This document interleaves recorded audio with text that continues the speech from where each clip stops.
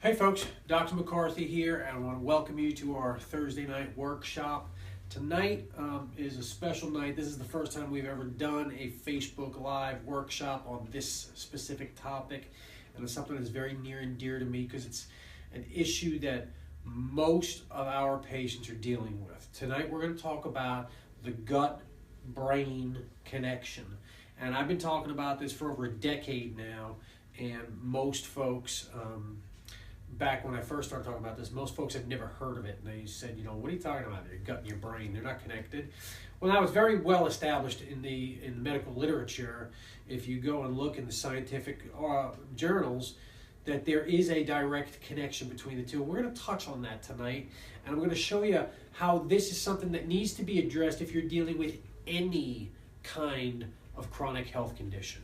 So first, just let me give you a little bit of background information on myself. I am a board-certified chiropractor. I've been practicing for over 23 years now.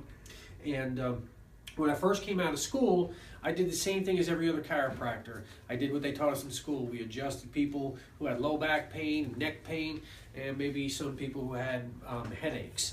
And I was pretty good at it, I'm not going to lie. But it's the same thing as everybody else did. So here in my little town, there's about a dozen chiropractors, and we all did the same thing. And that was cool, but it kind of got boring after a couple of years of doing that. So I was always intrigued when I would get patients that walked into my office who were dealing with thyroid problems or peripheral neuropathy, or they had fibromyalgia. And it would scare me because I didn't know what in the world. They didn't teach me in school how to handle cases like this. And I was getting kind of burnt out just working on back pain and neck pain, and I was about ready to give up. I was going to quit. I was going to go teach over at the local college, and then I met a buddy of mine who's now a buddy of mine, Dr. Michael Johnson. He wrote this book, What Do You Do When the Medications Don't Work? A non-drug treatment of dizziness, fibromyalgia, migraine headaches, and other chronic conditions. So this is when I found out that there are things that I could offer right here in my office without giving drugs, without doing surgery, that could help these people with chronic health problems actually get their lives back. So much so that they could actually get off of their medications. And it's something that just, really blew me away. So I was I bought into this real quick. And I said, teach me. Like a sponge, I said, teach me. I want to learn this stuff because there's so many people who are sick and dying here in Greenville, North Carolina. And it's, it's not unusual to see after I do one of our Facebook workshops, I talk to people from California, the state of Washington, the complete other side of the country. They'll call me up and say, well, how do I find someone who does this near me? And I always help. I will go out of my way to help anybody. So again, I'm going to have this up on my Facebook page later on this evening. And then underneath, if you have any questions, you go ahead and post questions and say, I live in such a place and here's my issues. If you want to talk to me, I'll put my phone number up as well. I think it was last week or maybe 2 weeks ago, I told everyone my phone number at the end of the video, and I actually had someone call me before I could even get out of the office that evening, and that's fine. That's what I'm here for. I'm here to help people get their lives back.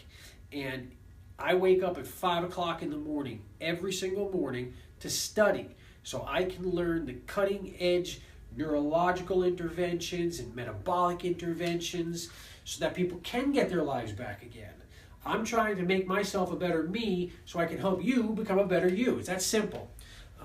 If you would have told me 20 years ago that I'm going to get up at 5 o'clock in the morning to study every day, I would have said, no, you're crazy. I learned everything I need to know in school. I don't need to study. Well, I was wrong. Okay. Each day I wake up and I study for about an hour and a half, hour 45 minutes, and it just helps me to realize how much more there is that I still don't know. So I'm going to get up again tomorrow and do the same thing.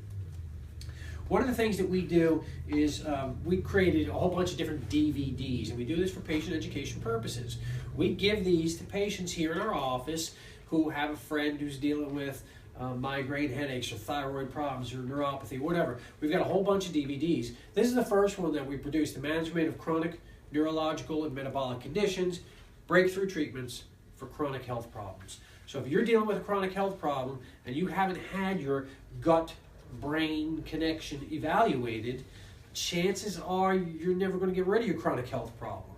It's an enormously important piece to the puzzle. It is a piece, it's not everything, but it is an enormously important piece of the puzzle. So that's why we're going to spend tonight's workshop specifically talking about that. But if you're dealing with chronic neurological or metabolic conditions, you've got chronic health problems, and you can't figure out why, you need to stay tuned here and watch this. And I'd be more than happy to share this information with anyone. So, you can hit the share button after I've got it published and share this with any of your folks, tag them in it, and I'd be more than happy to help them. One of the things that we do for just about everybody here in our office that's dealing with chronic neurological problems is we do what's called exercise with oxygen therapy. This is a book written by a colleague of mine, Energize Your Brain, Change Your Life, an introduction to exercise with oxygen therapy. And there's maybe a handful of doctors here in eastern North Carolina, east of I-95, that do this therapy. It is enormously powerful. And it is critical if you want to get nerves functioning properly. Again, nerves need two things to work properly. They need fuel and they need activation. The fuel comes from oxygen and the food that you eat. So you better make sure the food you eat is great. You better make sure that the oxygen that you're breathing is excellent. We go over that here with everyone. We show people how to do that. That's the fuel. The second is activation, and depending upon where problems lie in people's nervous systems, we do different types of activations. And we have literally hundreds of different things that we can do to activate somebody's brain and brainstem and spinal cord and peripheral nerves. But it's different for everyone, so we've got to figure out what's right for you. So let's start here with the master system of your body. I'm going to say your brain or your central nervous system. We can include your brainstem and spinal cord as well. But the brain controls and coordinates the function of every cell in your body. But your brain is kind of like a two-way street. Your brain receives information and it sends out information. And you remember, everyone who's taken like an introductory computer class, you've learned, garbage in, garbage out. And that's exactly what happens with your brain. If you're eating garbage, like sugary foods or foods that create inflammation, then your brain's not going to work well, so it can't send the proper signals out. Likewise, if you don't have the proper activation going into your brain, just think about the people who go home at the end of the day and they just lay down on the couch. There's no physical activity whatsoever. Sit at the desk all day doing this, and then they go home and veg out and they stare at the idiot box for 6 hours. They're not activating their brain, so they're not getting fuel, they're not getting activation, and over the course of decades, the brain output is going to significantly go down. And when that happens, you start to deal with chronic health problems, and it's a bad, bad situation. So this is something that we need to work on. But secondarily, over here is gut function. And there is a direct connection between your brain and your gut. So in essence, if somebody's dealing with some brain issues, it's going to have a negative impact on the way the gut functions. If somebody's dealing with gut problems, it's going to have a negative impact on the way the brain functions. So it's a two-way street, and it's bad news when you got a problem in one, because eventually you're going to have a problem in both. And again, what's unique about our approach is that we treat both of these things at the same time. When we're doing neurological interventions, it's helping me to fix your gut. But at the same time, we're doing metabolic dietary changes. We're doing this to affect your gut. It's helping me to fix your brain. So you've got a double-edged sword that slices both ways. It can be a negative downward spiral, or it can help me in trying to get people back up to where their lives are supposed to be. What's significantly important about the gut is that's where approximately 80% of your body's immune system lives. And this is, really powerful stuff, because we don't think about these things. And when the gut goes wonky, we just say, I got tummy ache, I got heartburn, I got reflux, I got GERD. What you got is a problem with your immune system. And you can't just keep popping pills to cover up these symptoms, because that's all you're doing, you're covering up symptoms, you're not fixing the problem when you take these pills. You can't do that without having a negative impact on your immune system. So if the seat of your immune system is in your gut, and you got gut problems, you got immune system problems. So brain, gut, immune, they're all tied in. Your immune system can be your best friend in the world as it acts to protect you, but it can also be like a really, really nasty bugger if you light a fire in your immune system and it just starts going off all over your body. That's when we see the rise we've seen in the past few decades of autoimmune diseases. And I could spend the next 5 hours talking about autoimmune diseases, but we just don't have the time for that here. But the issue is there really wasn't the extent of autoimmune diseases 10, 20, 30 years ago as there is today, because there's so many different things that we're doing to ourselves that assault our immune system. And one of them is not addressing this gut-brain connection. When you can start to address the gut-brain connection, you can actually improve the function in people's immune system. So there's 3 simple things that we look at to assess how we can balance your immune system. One of them is vitamin D levels. All right? If we want to just make sure that the immune system is quiet and calm and balanced and acting the way that it's supposed to work, you've got to have optimal levels of vitamin D. Not barely in the normal range, they need to be optimal. In my estimation, optimal is somewhere around 70 to 80, and the normal range is somewhere around 30. If you're above 30, you're told vitamin D is fine, don't worry about it. I need my patients to have their vitamin D way up high. You need to get 2 different levels of vitamin D checked. And if you haven't had both vitamin D levels checked, then you're just basically, I'm going to be blunt with you, you're going to someone who doesn't know what they're doing. I'm not picking on anyone. I'm not picking on your doctor, your healthcare provider. But if you haven't had both levels of vitamin D checked, you're doing yourself a disservice. You don't know what's going on inside your immune system. Next, essential fatty acids. Omega-3 fatty acids, fish oils. Everyone's heard of fish oils these days. If you've got a great dietary intake of fish oils, which means, and it doesn't have to be from fish. You can get multiple different sources of that. But you want to have a balance between your omega-6 and your omega-3 fatty acids. Ideally, you want to have like a 1-to-1 ratio between omega-6 and omega-3.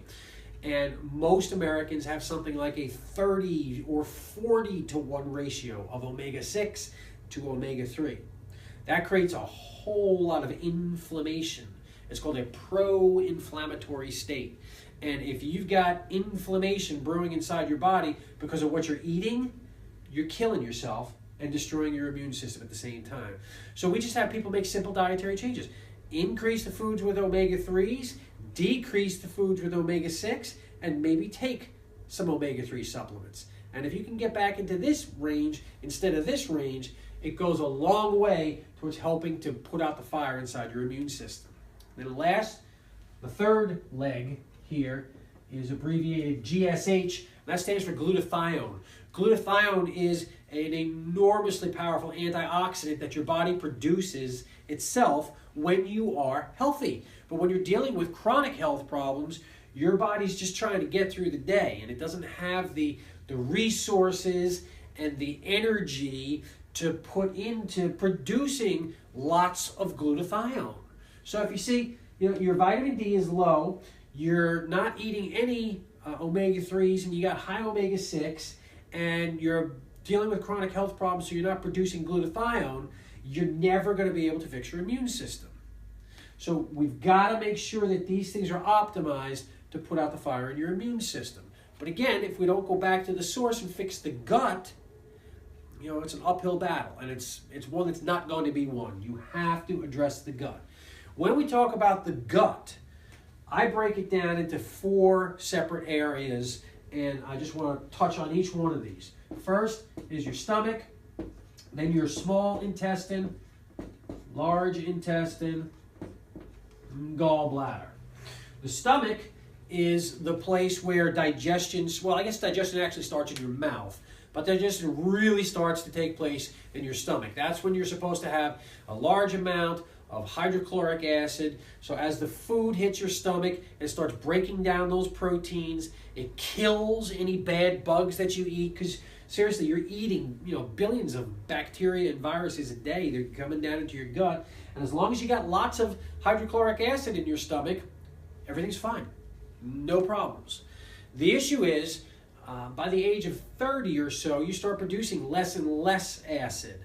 And if you've got different kinds of infections, or maybe some intrinsic factor antibodies, you got something wrong inside your immune system, then you can produce a lot less stomach acid. You eat your food, not enough acid to digest it, so the food stays in your stomach, ferments, produces lactic acid, and that gives you that heartburn. So you take one of the purple pills, and it makes you feel better. But that just lowered your acid even more. So you still didn't really digest your food. So you're not fixing the problem. You're putting out the symptom, but you're actually making the problem worse, because every time you take the pill, you make your stomach acid lower and lower and lower and lower. And this sets the stage for an infection by an organism called H. pylori, Helicobacter pylori. It's probably the number one cause of ulcers. So the ulcers, have been you've been told, and it makes sense on the surface, that if you have too much acid, it burns a hole in your stomach. Your stomach was created to deal with lots of acid. Right? So the acid doesn't create this. It's the infection with H. pylori. And H. pylori can only live inside your stomach when the acid level is very low. So if you don't have enough acid, H. pylori is happy. And then it's a self-perpetuating cycle. H. pylori invites more friends in. You take more pills, you keep lowering acid, H. pylori invites more friends in. So they colonize and they set up shop. They raise their family inside your stomach. And you keep making the problem worse because you keep taking the prescription pills, the proton pump inhibitors or H2 agonists. You're making the problem worse. Now this has been known for decades, yet this is still one of the #1 selling drugs in the country. So either, your traditional healthcare provider doesn't understand that physiology, or they do understand it and they just give you the pill because they want you to feel better, and hopefully they don't know that they're making you worse, but they are. You've got to get checked for H. pylori. If you have not been checked for H. pylori, if you've got any of those reflux, heartburn symptoms, and you haven't been checked for H. pylori, call my office and we'll run the proper test for you. If you can fix that, you can get off the pills. We show people how to do this, and we do it here in our office on a daily basis. That's the stomach. Next is your small intestine. And there is an enormous quantity of bacteria in your small and large intestine. This is, the normal flora is what it's called. And this is part of your immune system. And these bacteria that live there help to break down food and digest food and quiet down your immune system. So there's a nice, happy, symbiotic relationship. The issue is, when we grow up popping antibiotics every time, a little baby gets an earache, every time you take an antibiotic, it's messing up the bacteria that live inside your small intestine and large intestine. And there's some there's some scientific studies out there stating that every time you take an antibiotic, whether it's a 7, 10, 14-day dose of antibiotics, you should follow it up with a couple of months of a probiotic. A couple of months of a probiotic to put the good bacteria back in your digestive tract. Yet most people are not told that. When they're given their prescription for an antibiotic, they just blindly take it. And I don't see people here in my office that have taken 1 or 2 rounds of antibiotics in their life. Most people that show up here have taken 24 different rounds of antibiotics. I mean, when you were a kid alone, you took it 4 or 5 times in your first year of life because you had the snotty nose and the earaches and the colic, whatever. You got antibiotics for everything. Hopefully, I like to think it's getting better, but maybe I'm just being a dreamer. It's not all that much better. You've got to take control of your own health. You can't pop antibiotics for every runny nose that you get. It's insane. Right? What you need to do is fix the good bacteria that are in you. If you've taken antibiotics many times over the course of your life, you're just going to have to take a probiotic for a long time. All right, but it's fixable. It may take a long time, but it's fixable. There's a separate category of antibiotics that I always like to touch on called fluoroquinolones. And these are things like Levaquin and Cipro. There's a whole bunch of them. And again, we found out back in 2009 that these antibiotics were not only messing up the bacteria because they were killing everybody, but they were messing with your immune system. They were messing with your nerve function, including your brain or your peripheral nerves, your hands, your feet. They cause what's called tendinopathies, tendon ruptures. And you ask some of the people who are in a fluoroquinolone toxicity survivor group, and I'm talking thousands and thousands and thousands of people whose lives have been upset to destroyed because they took these drugs. Ask them, and to a person, they would raise their hand and say, "Man, I wish I had a tendon rupture and that was the only thing that happened." That's nothing. When you've got your immune system and your nervous system has been wrecked because you took a drug, that's bad news. Now, the good news is that there's still hope, but they've got a lot of toxins and poisons in their body, and it takes a lot of time. You got to go through a detoxification process. Large intestine, this is the part of your gut that collects all the waste, all the stuff that needs to go out. And I always talk with folks about this, and it makes some folks uneasy, but we always talk about pooping. And we say, are you regular?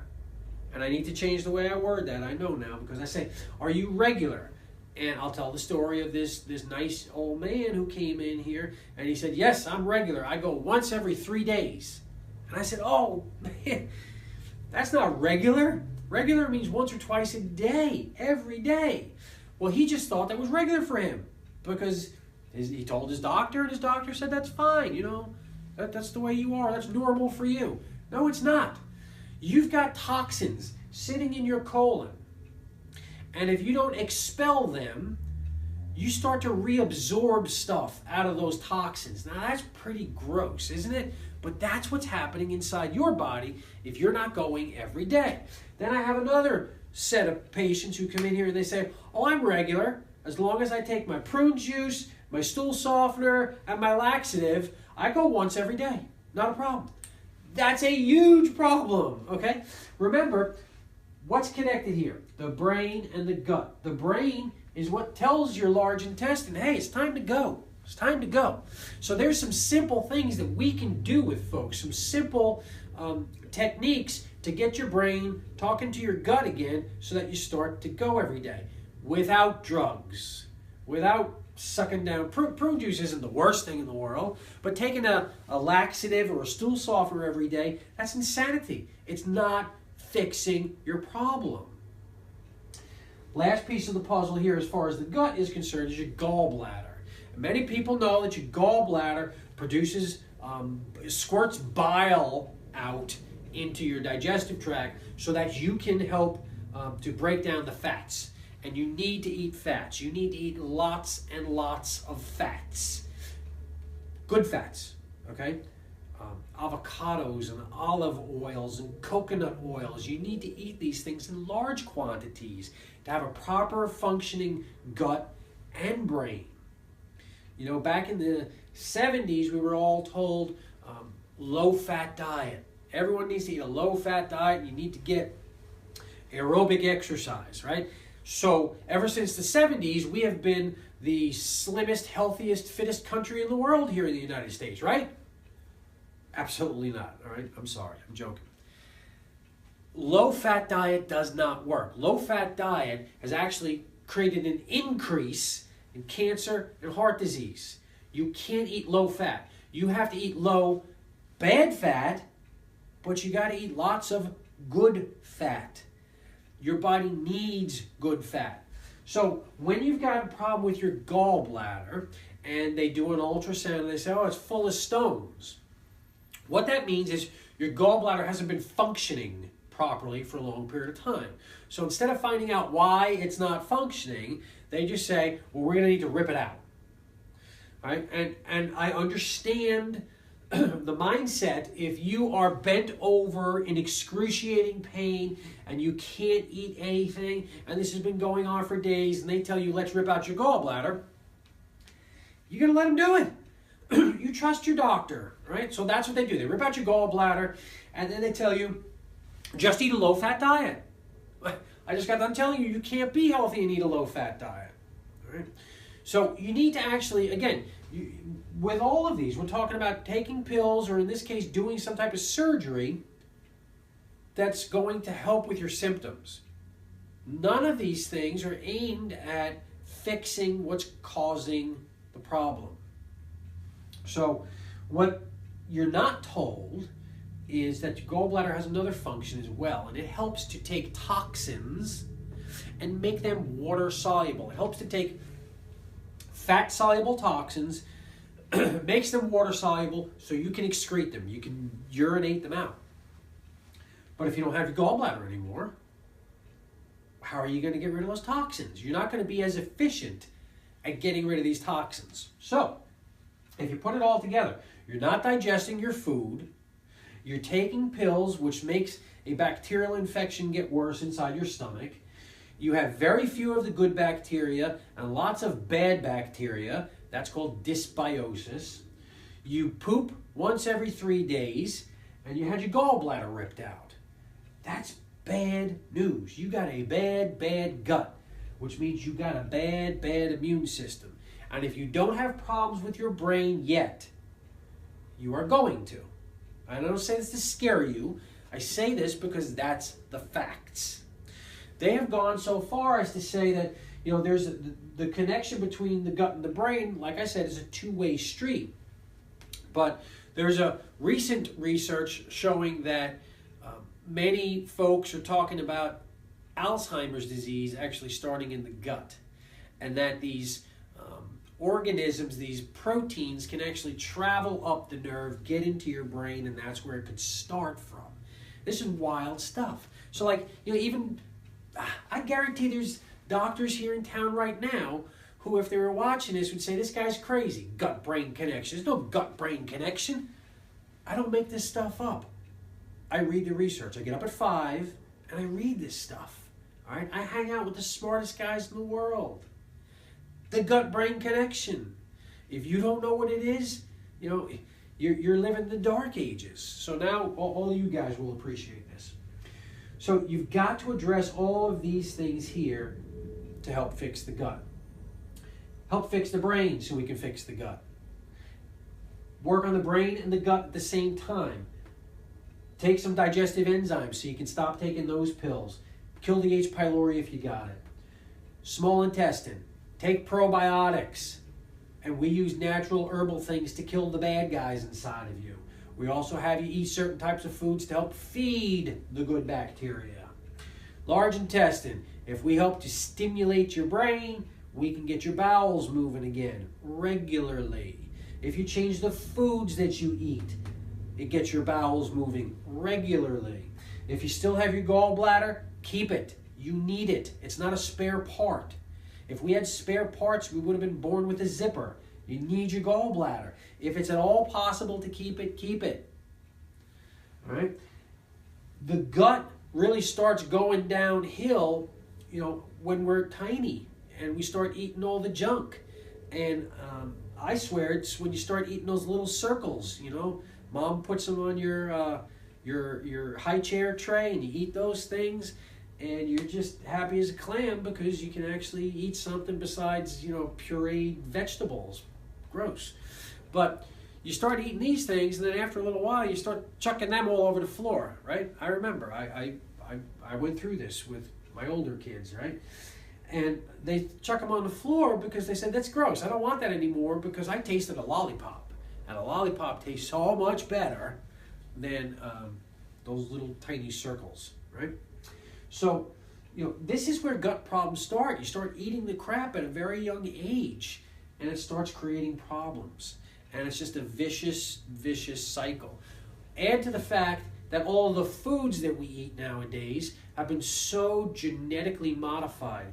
The wheat that we eat nowadays is not the same wheat that was around 30, 40, 50 years ago. It's changed. The gluten content inside the wheat is going through the roof, and our bodies are not built for that. The milk. Gone are the days when you go outside and you milk your cow and you bring the milk in, Gone are the days of the milkman. I never saw the milkman, but I remember my parents talking about it. They used to fight to get the cream off the top. Where's the cream inside the carton of milk that you bought over at the grocery store tonight? It's not there. It's homogenized, pasteurized, and fortified. They do the same thing with the wheat. The wheat has absolutely no nutrients in it anymore, so they fortify it, which basically means they take the cheapest, crappiest synthetic vitamins and they add it to it and say, oh, it's got 100% of your vitamin D. It's got nothing in it, and you can't absorb it. All right? Corn, soy, I could go on all night, but these genetically modified foods are not recognized by your immune system as being normal food. So that's where we get a lot of these food sensitivities from. You've got small intestine that's got that dysbiosis, too many bad bugs, not enough of the good bugs. You've got a genetic predisposition towards these things, and you're eating genetically modified foods. You've got inflammation, and this all leads to leaky gut syndrome. And if you don't know what leaky gut syndrome is, this is bad, bad news. This is when the immune system really just starts spiraling out of control. Foods leak out through your small intestine, get into your circulatory system, and they start a fire in your immune system. And it immediately starts tearing down your blood-brain barrier, and now immune cells get into your brain, and they start setting off fireworks, start activating cells like your glial cells, and the glial cells get activated, and they don't go off. It's hard to shut these guys down. So if you start this neurodegenerative process because you're eating foods, hey, that's a gut-brain connection. So you see, there's a lot of stuff that we're dealing with here. So I don't care what it is if you're dealing with fibromyalgia or thyroid problems, or you just say, oh, I got brain fog. If you've got digestive issues, if you're taking lots of pills, neuropathies, Hashimoto's, any kind of autoimmune disease, if you're dealing with these chronic health problems and you haven't had your gut-brain connection evaluated, man, you're the reason I'm waking up at 5 a.m. So, call my office and I can walk you through this process, and I'll tell you the things that need to be looked at and evaluated. If you can find these things sooner rather than later, you can help to shut off the switch on neurodegeneration. Neurodegeneration, dementia, Alzheimer's, Parkinson's.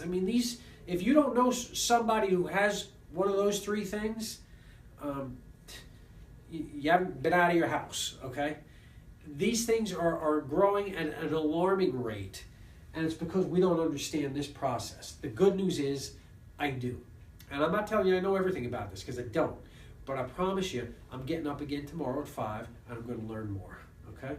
Thank you for your time. Ask questions underneath. And again, if you have any questions that are pressing, feel free to call. You can leave your name and number at the office here. The number is 252-758-2222. Thank you.